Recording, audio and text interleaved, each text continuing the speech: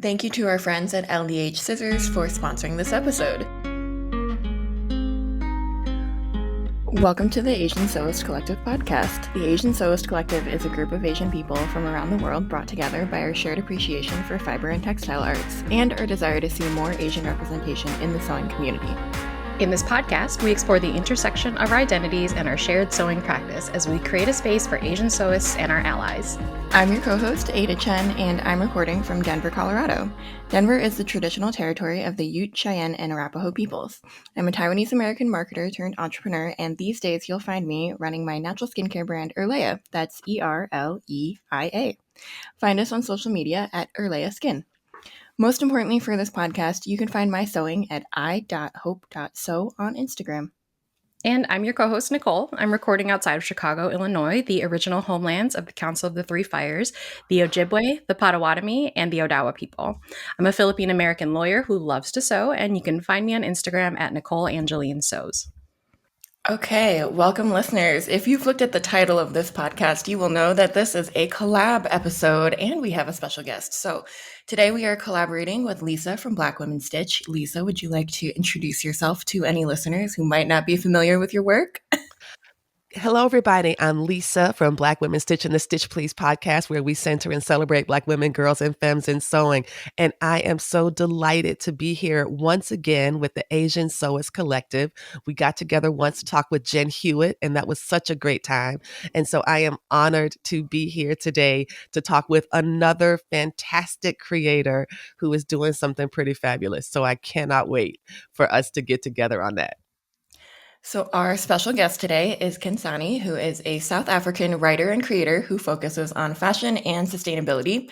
She makes all sorts of content about who we were, where we come from, and what the hell to wear for it all. And that is a direct quote from one of her social media handles or her Patreon. Khensani, can you please introduce yourself to our listeners? Gosh, I wish I knew where that quote was from, because that's great, actually. You wrote it. Yeah, I can't believe I forgot that. Yeah, so I'm Khensani Mohlatlole. I'm from South Africa, born and raised in Johannesburg. I am a beauty school dropout of sorts. Did the fashion school stint for a little bit, and then had the very interesting experience of being very bored during the pandemic and having a lot of time on my hands. And then got really, really into fashion history, and specifically African and Southern African fashion history, as I feel like these are quite not under-researched, but sort of under-addressed or not super accessible topics, at least in sort of the public domain. And yeah, for the past 4 or 5 years, I've just been doing a lot of sort of practice-based research, trying to get a better understanding of historical Africans and their approach to dress and clothing making, and how we can retain some of these practices, particularly now in the modern age when we have so many issues around the climate crisis and fast fashion, and how we can sort of use these for a better future. Amazing. Is that, I don't think I actually went back far enough. Is that how you taught yourself to sew, or did you learn from someone else during the pandemic? No, so actually I taught myself to sew when I was I think in my final year of high school. I had decided that I really wanted to be a fashion designer, so I convinced my dad to buy me a sewing machine while we were buying groceries. And then also I just only read the sewing machine manual.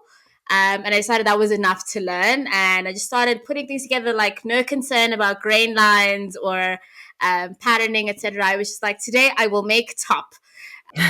And thoroughly messing up that machine also. That poor thing did not deserve half the things I put through that.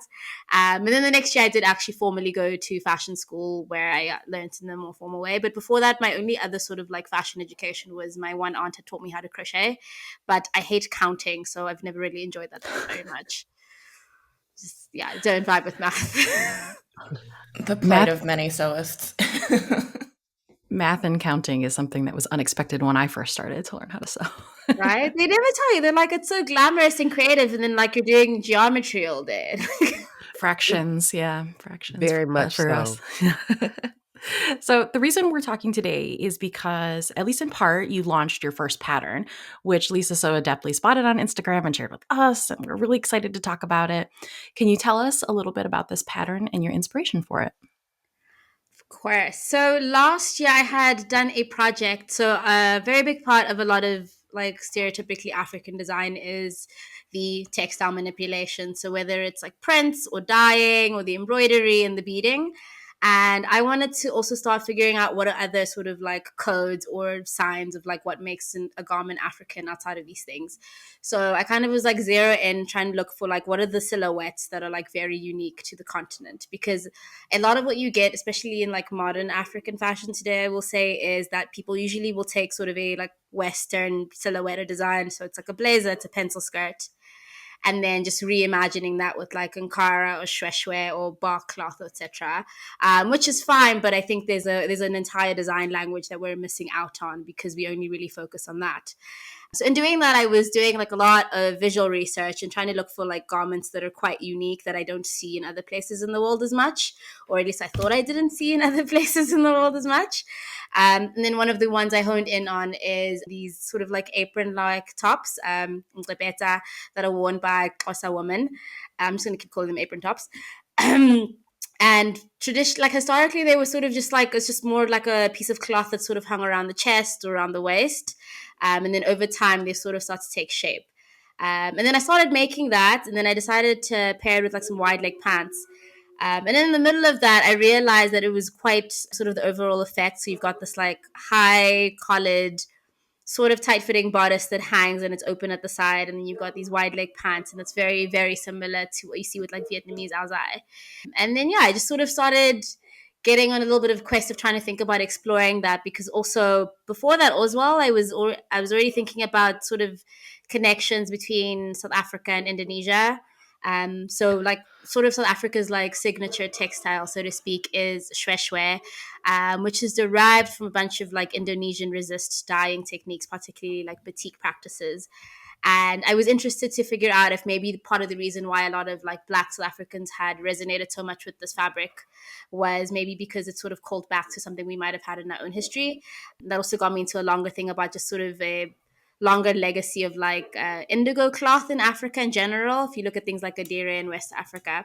But then I was looking at a lot of stuff in Indonesia, and then also realizing a lot of other visual similarities between like Javanese clothing and then things you see here in Southern Africa. And then just started thinking about the fact that like we have these sort of connections mostly formalized through like colonization and the Dutch East India Company, you know, like bringing things back and forth. But then there's also some things we might be aware of and might not be aware of that we also share in terms of like the way we like to put things together or how we're constructing them or our attitudes towards that.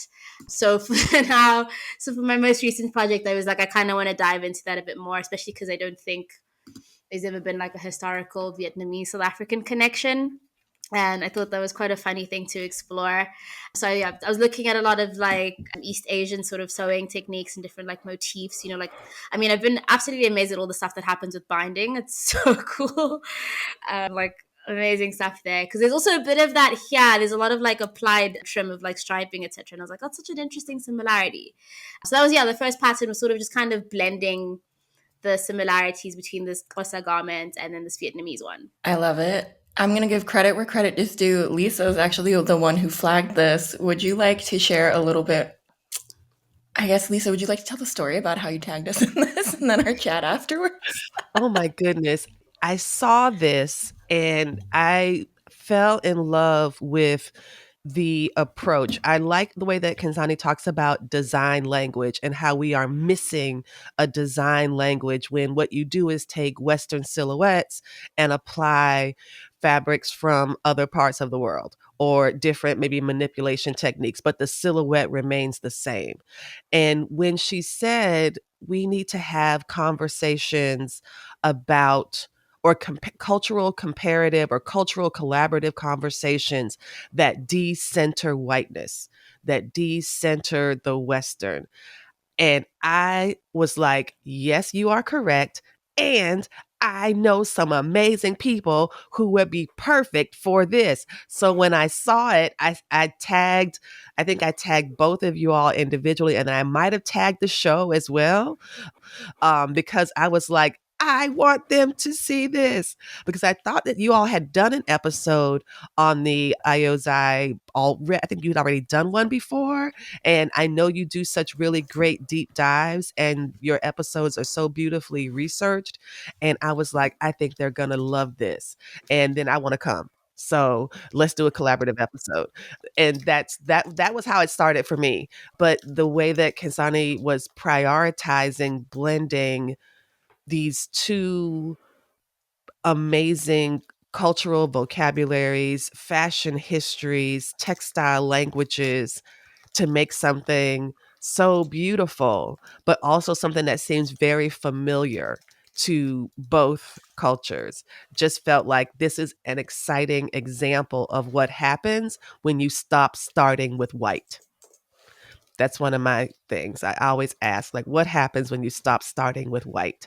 And this is an example of what could happen. So I saw that. I thought it was amazing. And then I just love bomb tagged y'all all over. And then I think I might have DM'd, goodness forbid you don't see the tag. And if I had your phone number, which I think I might have wanted to text you personally, but I said, calm down. Lisa, give them 15 minutes to recognize that they've been tagged on Instagram, and then give them 15 more minutes to realize that you also DM them before you abuse the privilege of having their personal phone numbers. So You can text calm me down. anytime, Lisa. You have my permission. So that's how I got here. And so I'm thankful for y'all helping make my dream come true. So yay. Well, thank you for connecting us. We really appreciate it. And this is really awesome. So I wanted to talk about your pattern a little bit, because you've shared the impetus for doing the research between cross-cultural collaboration, or at least the outgrowth of, maybe the natural outgrowth of the evolution of fashion between areas of Asia and Africa. And I want to talk about the apron top that you have made. So what are some of the elements that were unique to the South African culture in this particular garment, but that you discovered also had similarities in particular, like specifically Vietnam? Yeah, I think the first thing is sort of the like application of like a fabric trim, I would say. So yeah, with a lot of like South African, like African, so it's such a weird thing to say. There is a lot of sort of like there's lots of like use of like cotton tape of binding. Even sort of like I love there's like a lot of beautiful adornment that's just done with like buttons and a lot of like little found objects. And then I've also seen not just with like some of the stuff I was seeing in like Vietnamese design, but I was also looking at like Indian kantha practices as well, and also like Japanese like shibori and what's the other one, boro, boro techniques. And I love the idea of also just like a lot of there's sort of an idea also in terms of like you're kind of reinforcing fabric, because I think if you look at both sort of a lot of East Asian and African cultures, there's a lot of like clothing that's quite flat. So like a lot of your Western clothing is quite like 3D. Like, you know, if you have a corset, it can like kind of stand on its own. When you lay it flat, it still has form. But if you had to like put a kimono on the ground, it's like level with the ground.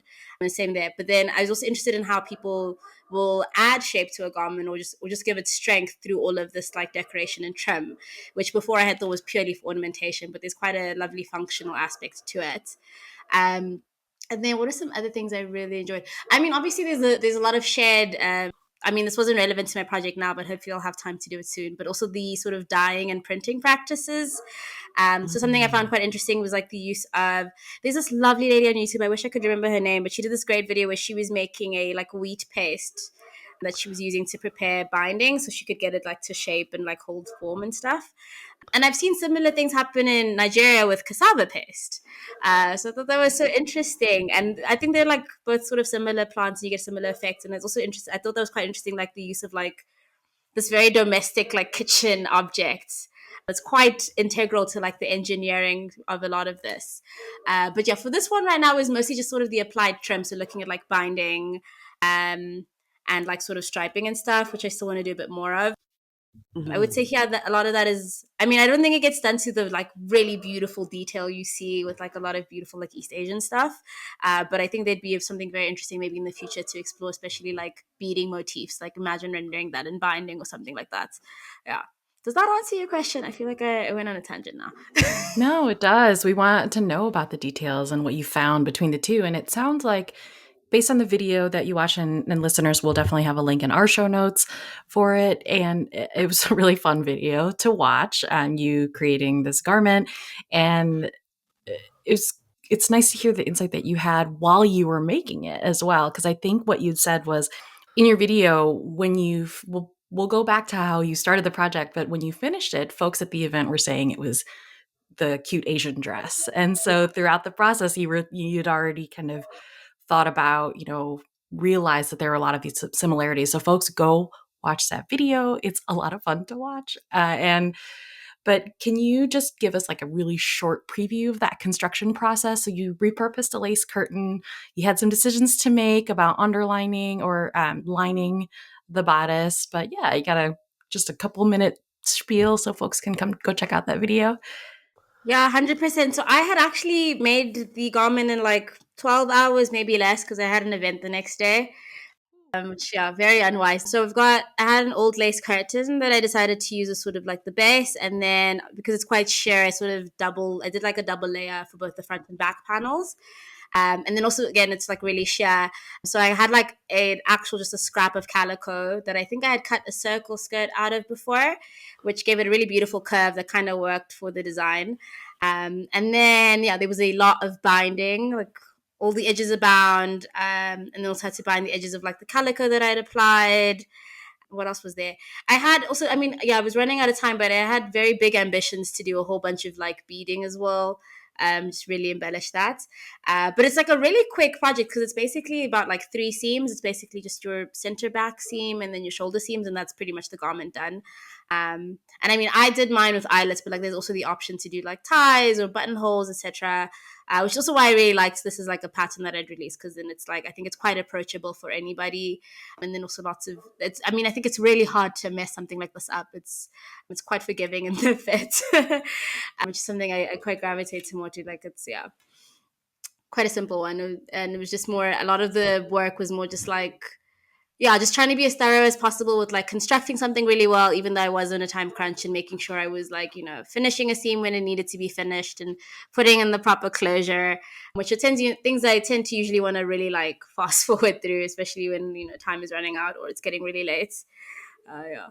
I really liked how you used the lace curtain and the domesticity of it. And it reminds me of what you talked about with the cassava paste or the wheat paste, something you might make up in your kitchen. And then you could also grab a curtain as well from your kitchen. And I remember someone asking, well, lace is very European. It's very European. And you were saying, yes, lace is traditionally European. There's other cultures that also have lace work traditions that are not European. But this particular curtain panel, for you, it had a very African origin as well, because you were like, this is what my grandma had just hanging up in the kitchen window. Mm-hmm. So could you talk a little bit about that particular piece being, because I think you described it as a neutral base. And someone was like, no, it's not neutral, it's European. But the way you reclaimed it and was like, well, it's not my fault Europeans came here.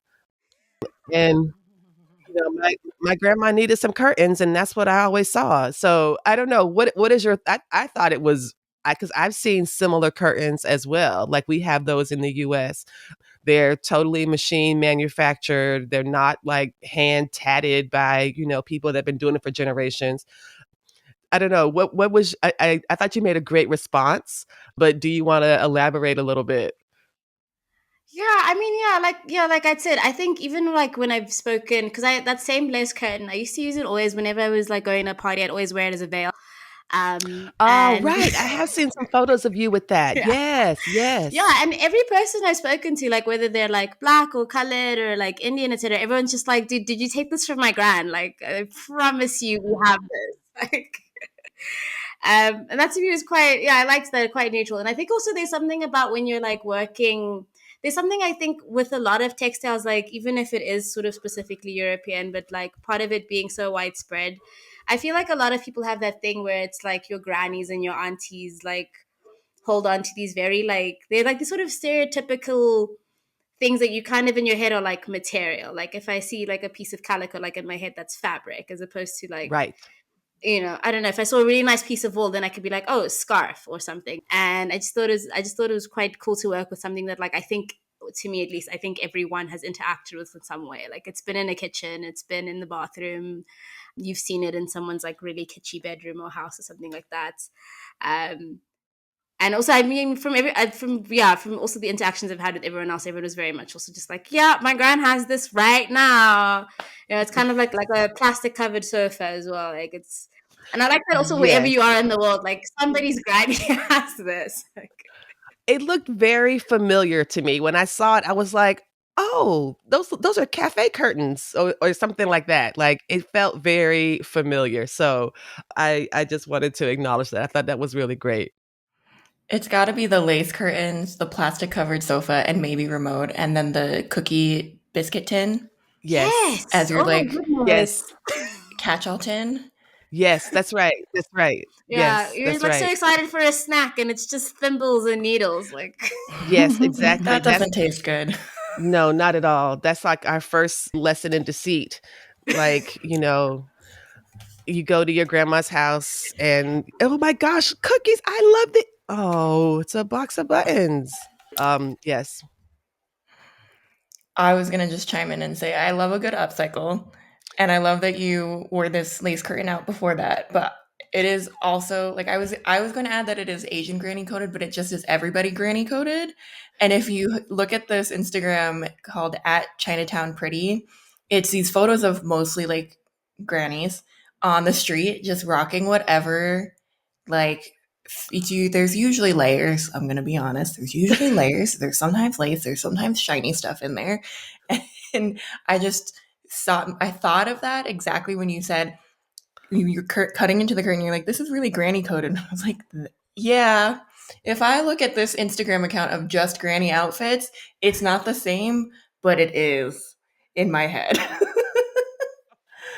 I think, I mean, on the topic of social media, so you've talked about sewing for social media as a concept, both in the creation of this dress in the 12 hours, which that's amazing. Can't believe So was all you fast. spent on it, right? Oh So my gosh, fast. so fast. I mean, I'm I not okay. thank you for admitting that. No. That did not end well for me. Like, did you crash really hard afterwards? I guess my question's more like, can you share with our listeners a bit more about this idea? Because it's something we've been talking about as well, and how you feel about kind of sewing for social media versus not. Yeah, I mean, it's so tough because I've been able to like kind of build a little bit of a career out of doing that. But it's also tough because I think sewing is actually the kind of thing you are meant to be doing by yourself, or not so much by yourself, but it is like, it's not a very glamorous process, and there's so much thinking you're doing all the time, and there's so many Mhm. calculations, and like, and I know I've met people who've been sewing for like 5 decades, and even there, like, sometimes I can still put in the sleeve the wrong way. Like, there's Yes. just, even when you've mastered this, it's a very intense process. But at the same time, it's also really fun to share those kinds of things as well, because I think a lot of us are probably sewing at home all the time and like crashing out, not realizing Yes. we're having very common experiences, and that sometimes like your sewing machine does hate you. It's like, it's not you, you know. Like, but it does come then, but at the same time, then, because you are doing this in a very sort of like performative way, it does kind of come with a few expectations. Like, there are multiple times where like I'll be making something and I'll be like just stuck in place with the thought that like, oh my God, no one is gonna like this. This video is gonna flop, or like, or maybe I think that like, okay, what is the thing that's gonna be the most like endearing to someone watching? Because like, maybe for me personally, when I wear the item, I care more that something is comfortable, maybe more than I care about like the buttons being placed evenly apart or something. But if I'm going to be posting it, I'm going to be opening myself up to that kind of scrutiny. And then also just and there's also just sort of a very like a very sort of like fast fashion approach that I think has happened to a lot of online sewing culture. Like, a lot of people, I mean, granted, I just did this, but a lot of people, like trying to sew something in a day, or like, the ones I hate the most are when it's like, oh, I've made a $1,000 garment for like $5, because in all of that, everyone is always forgetting the fact that like your labor is valuable. the time you spent on it, the fact that you have the knowledge to make that, like, that's also what's driving up the cost. And you can kind of see that also feed into how people will then also like undersell themselves if they are the kind of people who go on to make garments. And then also when you have like an entire audience who's like, okay, well, if at user so and so can do this in like 5 hours for $5, why would I ever pay anyone a decent amount of money to do that? Like, why would I care if someone gets a living wage? Because I can see how easy this is, and I can see how quickly this can happen, and like, you know, that kind of throwaway thing. And it's very hard because these are very like short form platforms. And I mean, I would hate to watch a video that documented the entire process, like all 10 hours of someone sewing. Sounds absolutely miserable. um, but you know, so yeah, it's quite hard. You want to like sort of think about the ways to also show the fact that there is like a lot of time and effort, even for something as simple as a t-shirt or someone making a pillowcase, and that's deserving of like money and respect and value. But you also want to make it fun and exciting for people to watch, you know. So yeah. I like when you said, if I can watch somebody make this $1,000 dress for $5, why would I ever buy $1,000 dress? And it's like, well, because you can't sew. That's why. That's a good point. That's why.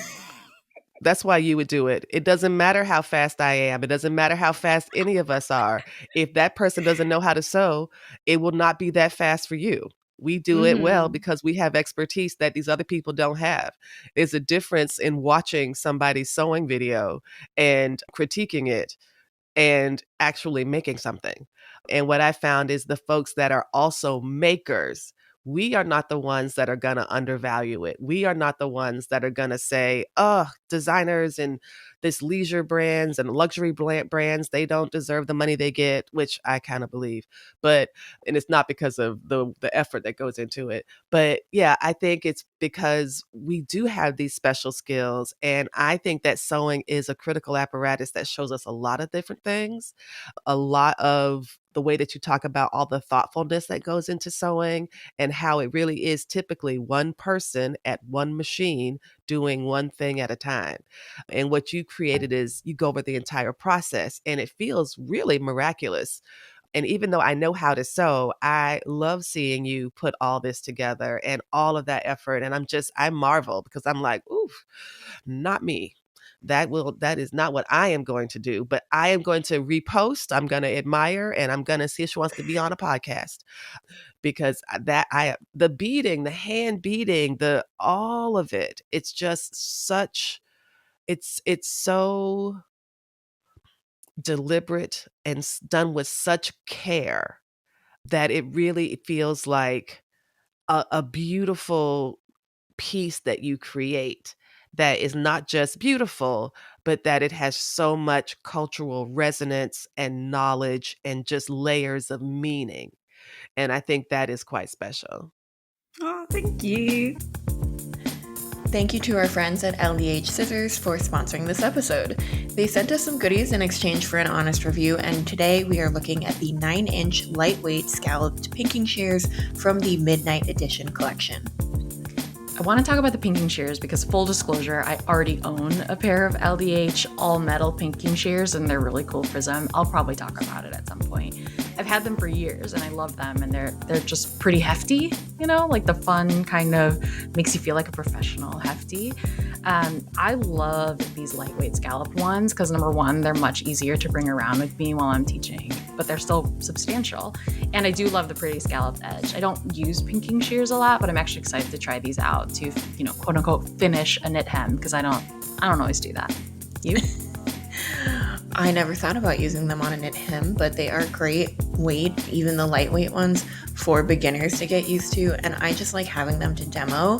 But yes, I keep a pair of pinking shears in my personal stash just on the off chance that I'm feeling like the serger is too much today or she is giving me problems. So definitely check them out. We will link to the pinking shears in the show notes for this episode. Thanks again to LDH for sponsoring this episode. I wonder if there's a balance between kind of appreciating those videos where we show off the technique, like you have a clip in your longer video on YouTube, Khensani, where you're like actually showing the beating going on, and then you very quickly gave up on doing all of it. And you make a point because you're showing us, right, like this is how long it took to do like this small piece and like these pieces in to get like in total, and I don't have time for that for my entire garment right now because I need to wear it tomorrow. And then on the flip side, kind of like you said, I made this $1,000 dress in 5 minutes for $5 or whatever. And the more that I teach beginners who have no crafting experience and no making experience, but see these types of videos, the more I see the vast disconnect, I think, between people understanding that people make our clothes predominantly from the global south, and the people making our clothes are highly skilled. And it is highly skilled labor that we don't have here in America. Very true. But that's a different tangent. And we are so far removed from it that people will come to class. I know some of my students have been listening to episodes and coming in, so thank you.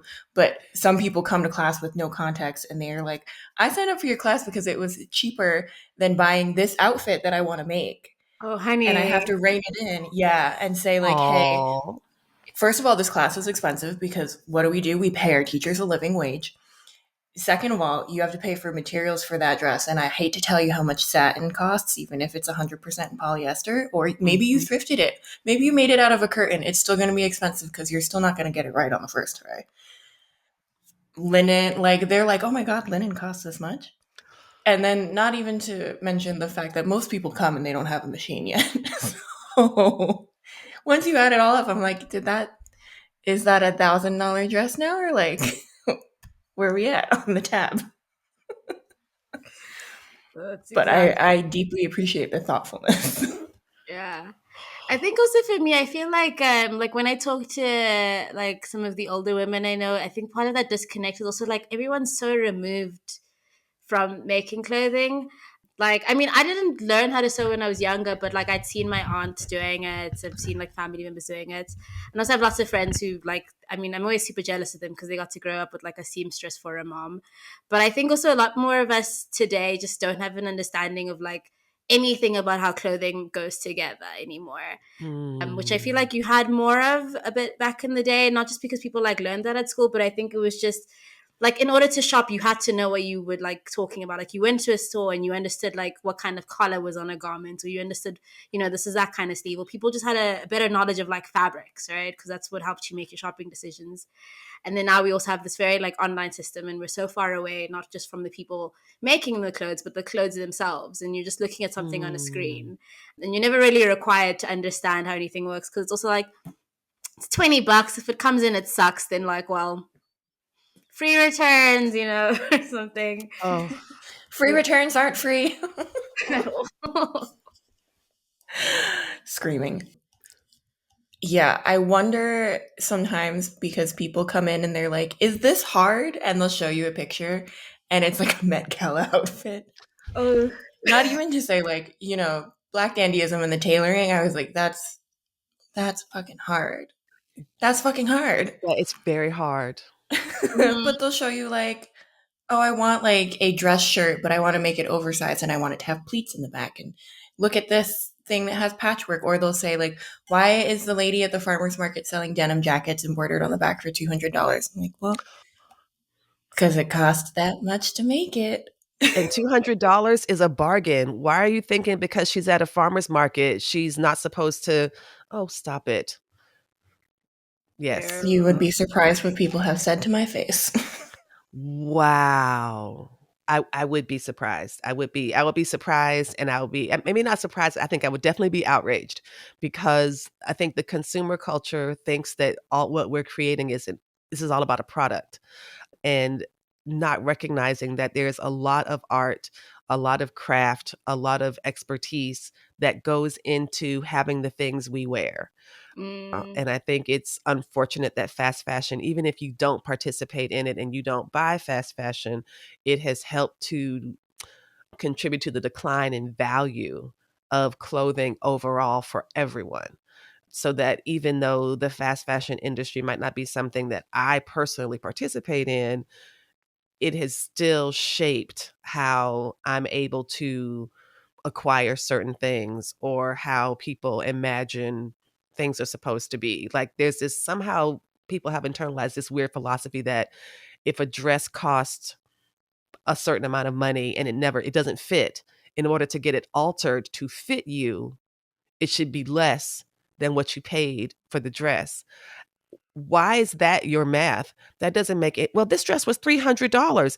The alteration should not be $300. Like, well, maybe you should have bought a dress that actually fit you and Yeah. you would not have to pay for all these alterations. It's, But also yeah. maintenance is like a part of life. Like if you bought a car and you had to replace the tires, you wouldn't be like, well, the car should have been cheaper. That is such a good point. Yeah, that's a great point. And I actually think the YouTube video that you put out for the apron top does strike a really good balance because, yes, we love a good panic sew on the Asian Sewist Collective. By we, I mean Ada does. Look, However, I am 1 month out from Beyonce in London, and I started the toile like 2 nights ago. Good for So you. Yeah, you have a month at least. That's I better have than a me. month. The question is, do I want to add other things to it within this month because the 12 magically fit pretty well? That's the question for future Ada to maybe panic. So. but not like the 12 hours before your flight, right? Or maybe. No promises right now, okay? No promises. And in your video, Khensani, we already touched on this, but I think it does strike that good balance because, yes, you were sewing for an event. I think sewists have all been there at some point, for whether it's 12 hours, 24 hours, a week. For some people, a week is panic sewing. But you show, like Ada said, the beading. And another thing that I know I don't have the patience for is how you flatlined and basted everything together by hand so carefully. Yes. And then added added the binding and then removed all the base. Like I simply do not have the patience for that. So while you were working really hard and you'd said something, I think I pulled it out of the video. It's like, why would I hurt myself like this? So something like that. You said something like that. Like rather than hurting myself, I could just spend more time. But just watch the video. It's really cool.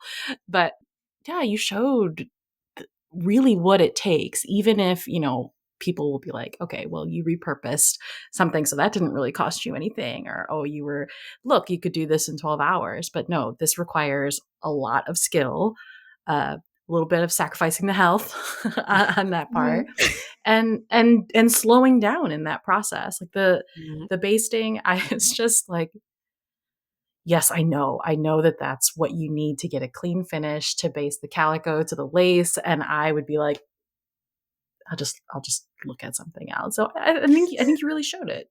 Despite all this conversation about sewing for social media, I think your video was so charming in that I was just watching it and I'm like, yeah, I get it. It's difficult. And then you flashed to your dog and then your cats. And I was like, this is just wonderful social media. My super helpful assistance. Yeah. Yes, I love how you told the cat, you were like, don't move. Stay right there. She's You're like my cat. best pattern way. It's like, we love that. Listeners, you definitely watch it. There were a couple of other shorts that you'd put on as well. One that stuck out to me was you had said you were looking at, I can't remember exactly what era of clothing, but you said you were looking at it and you'd realized it's all just rectangles. Oh yeah. That was basically like sort of. I'm still on a hunt for like medieval Africa. That's what it was. Or something. But I was just kind of noticing that like everywhere you go on the continent is just some sort of rectangle. So like if you think of like the kaftan or boo-boos, or like here in South Africa, like in my culture, we wear these very full gathered skirts, just big. It's like just 50 meters of fabric bunched up around the waist. Then you have things like, I can't remember what else, but it's very interesting. There's so many ways that some of the things that look the most complicated or intricate, like I don't know if you've ever seen like Nigerian like bada, like the menswear. Yes. All this like shape in the shoulders and stuff. It is 2 flat rectangles, barely No sewn. way. I'm so serious. And they only sew it at the bottom at the hem. It's actually like just cut in half. You put a hole in the middle for your head. you sew it at the bottom, and then they just like either starch it or like they'll add padding and stuff. But that's it. That's the whole design. Wow. But I mean, it also makes sense if you think about something like a sari as well. Like at the end, it's Yep. a super complicated thing, but it is just also another rectangle. Or if you look at like different head wraps and stuff, and it was just interesting to see that it's like a lot of things are very simple actually, but we do very amazing, intricate things with them. Yeah, everything just comes down to like the basic rectangle, like the god of all shapes. I was like, Asari is a rectangle, kimonos are rectangles sewn together. Like everything is Mm-hmm. just a rectangle. Honestly, why did we start sewing curves? Honestly, when we invented darts, worst. Hmm. And I wonder it's because I think you have to have the skill to know how to manipulate that fabric so that it does not look like a bunch of rectangles. Like Mm, that is the difference. Like and adding the padding under the shoulders so that it really kind of stands out, or being able to, tie a gele or something, which with these beautiful, and all of those start as rectangles, but they end up being these, flowers or stars or, these really elaborate crowns. It's pretty amazing to kind of yeah. have that that's that skill in addition to being able to sew, but being able to fold, to pleat, to pin. That's also something that's really remarkable. I think that's amazing. I hadn't thought about it as rectangles. That's or in the flatness, that transformative property of the flatness into something that is kind of three-dimensional, and could stand on its own too. Yeah, and I mean, also it makes sense because I think if you also look at a lot of these like different cultures, there's a lot of work on like the textile itself. So like I've also been having that recently. Like someone actually lovingly gifted me like this really beautiful deep peony silk from India, and I've had it Wow. in the cupboard for 2 years because I'm just like I can't touch this. It's like it's too precious. It's like fully embroidered. It's like 4 meters of fabric. It's gorgeous, and I'm just like I can't. Wow. Like it would be a sin to cut into this. Like so that also kind of makes sense when you like why you'd kind of want to keep something in a rectangle. But then it's also cool because then you also have like if you wanted to pass this down later on, then you're just basically giving someone like a big piece of material. So you get to keep something around. It's also like size adjustable. It's basically kind of zero waste. And I thought those are also other interesting ways to think about like approaching a lot of these like sort of sustainable design talking points that we have, because I think there's always like this focus on like, oh my god, we have to invent a new kind of leather, or we've got to get the machines to cut faster. But there's also so much that we've been doing for centuries by doing very little or like seemingly very little that work as great practices. So Oh, I love that. And from a Philippine American perspective, I think it's a little bit it's tough. There's a long history of course, pre-colonial Philippines, but the issue is historical documentation from a native perspective. A lot of the sources are Spanish. Some I think there's maybe a little bit of Chinese because there's migration before colonization. But yeah, wraps, rectangle wraps, because it's hot in the Philippines, and that's what it was. But then the Spanish came and saw the women with their bare tops, and it's just sinful, and they started to cover up. So there's this whole legacy of that, which I think is interesting. It's more like the rectangles are an ancestral shape, like when it yeah, I comes like to that. fashion, which That's is pretty beautiful. cool. I like that. That's awesome. I'll trademark it. I didn't. Mm, That just came from me. nice. But no, it's true. I loved that short. Yes, it was looking like wondering how Africans dressed in medieval times, and if I had to think about Filipinos who were not Filipinos at the time, because as we talked about off air, the Philippines is named after a king of Spain, King Philip. Yeah, they were probably also wearing rectangles too. So Mhm. what other experiments, and I don't know if we've said this yet on the podcast, Blasian wardrobe, Black and Asian, what other experiments or research sort of avenues are you planning for your future? Do you want to hear all of them? I have quite a few. Another one. So actually, I have a really great friend. She runs a really beautiful sort of like NGO where they like help upskill, for lack of a better term, disadvantaged women with like sewing skills and etc. And their primary mode of business is they upcycle saris. And they transform that into garments. And what's really interesting, so she's half Indian, and then she's also, I believe she grew up in Kenya and in South Africa as well. So I've been talking with her because I have been sort of kind of aware of the sort of like Indian African connections, but very, very quick background on South Africa is just like there is quite a lot of like sort of stratification in society here. So like I think we have like maybe the second biggest Indian population outside of India. Oh, But like my own like knowledge of like Indian culture it's been quite artificial. And then recently, as I've been like learning more about fashion history and stuff, I've been talking to my friends about their own practices and then starting to realize all these amazing similarities. So something I want to work on with her is just looking at, because there's a lot of, so there are a few traditional or so-called traditional South African fabrics that also have these very Indian roots. And we're kind of looking at exploring like what it is about sort of the shared motifs and designs. So things like the cypress that's like paisley now, and then other sort of ways of arranging flowers and stuff, and then also approaches to embroidery that are quite similar between the two different cultures. So like my background is like half Tsonga, and women used to do a lot of really beautiful wall paintings and like mural stuff that they later transferred onto fabric, like with having to migrate and move to urban areas. And also part of that was quite influenced by a lot of the Indian textiles that they were interacting with in terms of like the techniques they would use and stuff. So hopefully I'll have another 100 hours soon. And then that might be like a really big embroidery project. Something else I'm really into looking at is like dyeing and printmaking. So like yeah, also when I'd mentioned like the stuff with cassava paste and wheat paste, there's a form of indigo dyeing in Nigeria where they use cassava paste as like a resist. So you'd paint out all your like shapes on the fabric with the cassava, and then once you dunk it in the dye, every part that's not covered by the cassava is dyed. And then sort of in like Indonesia, they do this with wax.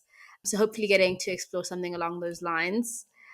Things is like there's so many things. Like part of me wants to like just take a world map, and I'm just gonna have like close my eyes and put a pin on just a random Asian country and then a random African one, and then just see like what happens. Like we'll just put Congo and like Malaysia together and like find something there. I don't know. You should do it. I would Yeah, I watch I think that. so. agree. I just need more time. Time is a resource. Yeah. Yeah, because there's at least 54 like African countries, and then like, and I don't even want to get into like ethnicities and tribes, and then times that by Asia, like ooh, but like lots of I think so many interesting fun parallels that are just waiting to be explored. I love it. Lisa, do you have any more questions? Otherwise, should we do the transition? I I don't think I have any more questions. I think that I was very curious about what she was up to next. And, I did have a little question, and I think this was something you might have addressed in the video, but why the apron? And do you believe that the apron was one of the first garments that people ever wore?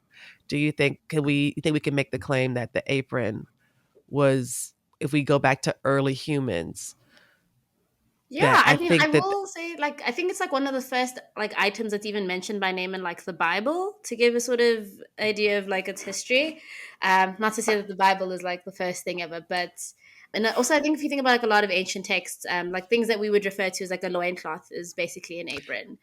Just the moment we were able to make some sort of like fabric, so whether it was like leather or like woven cloth or something, and the first thing we had done before being able to like sew and things was hanging them off the body. And I'm still currently doing like a lot of research into this, but like aprons also very, very big part of a lot of indigenous South African clothing, particularly for women, and like not much necessarily like in the very domestic role, but it's just a garment that's managed to persevere. So yeah, across all the cultures here, everyone has some version of like an apron-like garment, and some of them get really elaborate, and some of them are like dependent on like the animal hides that are available. Some of them get like really intricately beaded, and then you have like special ones for like initiation rites and weddings, and so many amazing things happen. And also like the symbols and the motifs change depending on like your position in the society and where you are as you get older. And it's something that we've managed to hold on to all these years. And one of the few things I mean, not that anything is like pure from any sort of outside intervention, but one of the few things I think that's been able to really remain intact, because I guess it also did the part of also covering up the naughty bits and stuff. So I think that's also what like made the missionaries pretty okay with like letting everyone keep it. And then also, yeah, and when I was like posting about that, lots of people also were sharing similar things as well across like so many other cultures in the world, where it's just kind of like there is some sort of version of this. And then over time, we just start getting more elaborate with them. But I've been very interested in the fact that, like, yeah, at least in South Africa, for some reason, we've really held on to those. And then there's also more interesting layers to explore later on, because also we have like for a long time, most Black women in South Africa, like your role would just be like a wife in the like homestead, or you would be a domestic worker. And I mean, that sort of intrinsically comes with like an apron as well. And it's very interesting how this is like, on one hand, it's like an item that is like so part of your cultural heritage, but then also another thing that kind of signifies your like status and oppression. In interesting ways, those kind of play off each other or sort of interact.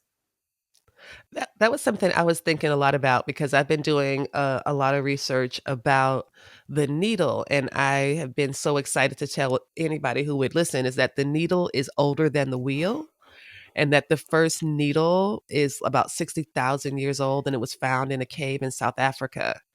And so from there, after 60,000 years, that first needle was more like an awl, and it was used. So the first needle made seams possible.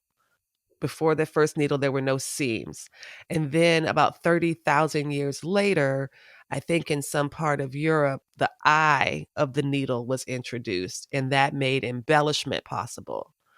And then I think independently in China, there was also a needle found that was like 40,000 years old. All of this is older than the wheel. All of these are older than the wheel. And so what I love about it is I am kind of claiming this kind of pre-colonial, pre-historical approach to what sewing can be. And for me, I see it as liberatory. I see it as centering human-centered design. What do humans need? And the needle made certain things possible for humans to put on an apron or put on a loincloth or put before you go to colonize anybody, you have to gird your loins, I guess. And so it just reminds me that this is very, very old.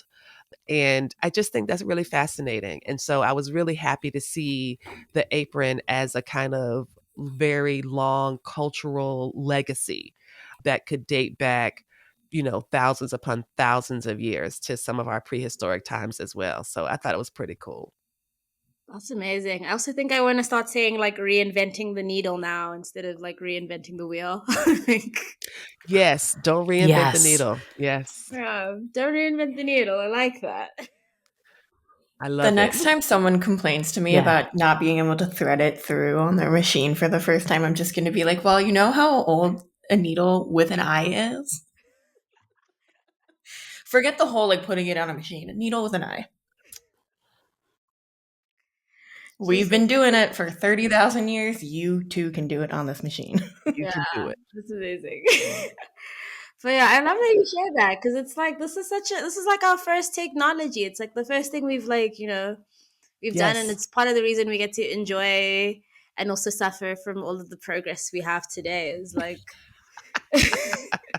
like if we didn't start sewing things, we couldn't go out into the world. We couldn't start putting things together. And I think that's such a beautiful thing, I think, to always connect about with clothing. And that's also like, even if you're not someone who sews or anything, it's a lovely heritage you get to embody every single day. Like you live in it, literally. Exact. Yes. Well said.